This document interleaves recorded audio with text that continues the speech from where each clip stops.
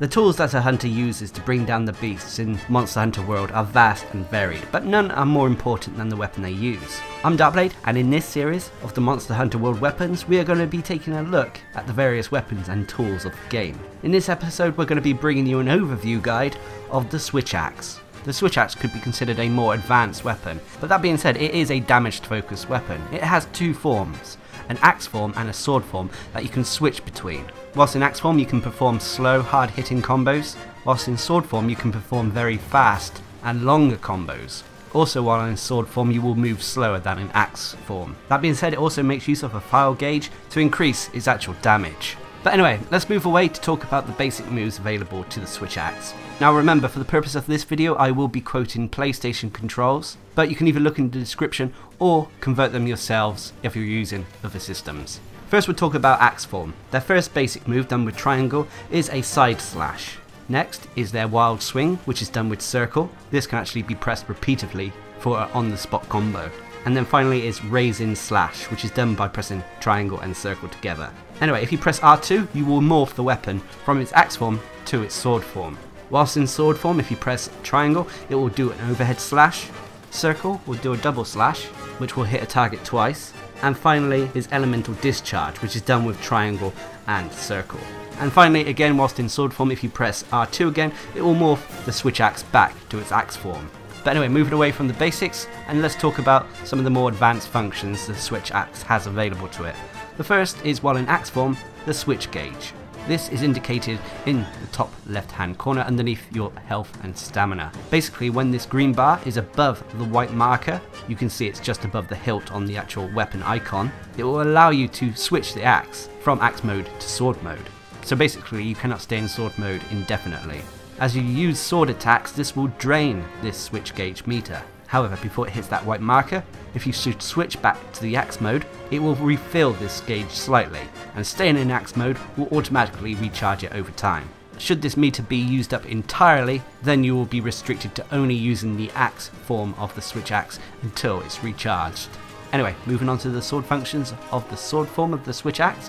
First is the file.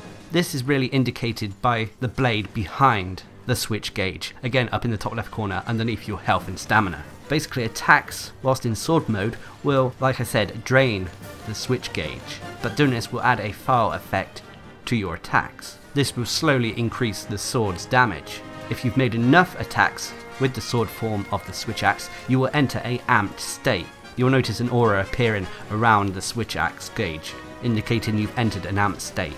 This will vastly increase the strength of your sword attacks. But anyway, moving away from the functions to talk about some of the basic combos available to the Switch Axe. First we'll talk about the axe form combos. The first is a basic combo done with left stick and triangle, followed by triangle, triangle, triangle. This is fairly straightforward, that keeps you in place when attacking a monster. Next is a combo you can use that will allow you to switch into sword form afterwards. This is done by repeatedly pressing circle as often as you like, followed by R2. Again, this is a useful combo because it keeps your hunter in place when attacking. And then finally, a useful combo when you're in sword form is triangle 3 times, followed by circle 2 times, then triangle and circle for the elemental discharge, and then repeatedly press triangle for an elemental discharge finisher. This combo is good as it will charge your file quite quickly. However, if you do the elemental discharge finisher at the end of it, you will expend a lot of the switch gauge.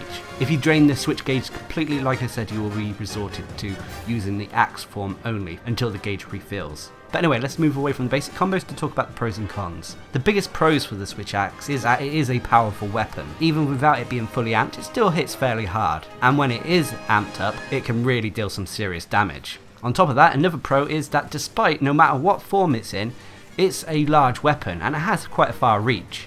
However, its biggest con is that it could be considered a more complex weapon, and there is micromanagement involved when it comes to your switch gauge and files. Overall though, the Switch Axe is a fun weapon to use. If you like weapons that can transform from one form to another, this may be one to consider. It is a damage focused weapon and it has little options when it comes to defense. If you're going for this weapon, you also have to learn to manage your gauges and files, as well as what form your weapon is in. But once you get it down, once you've practiced and mastered it, it is really satisfying to use. Remember that this first series of videos are overviews taken from the beta of Monster Hunter World.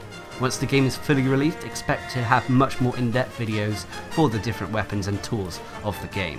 And until next time, I've been Darcblade, bringing you an overview of the Switch axe in Monster Hunter World. Hope you enjoyed the video, thanks for watching, subscribe and like for more.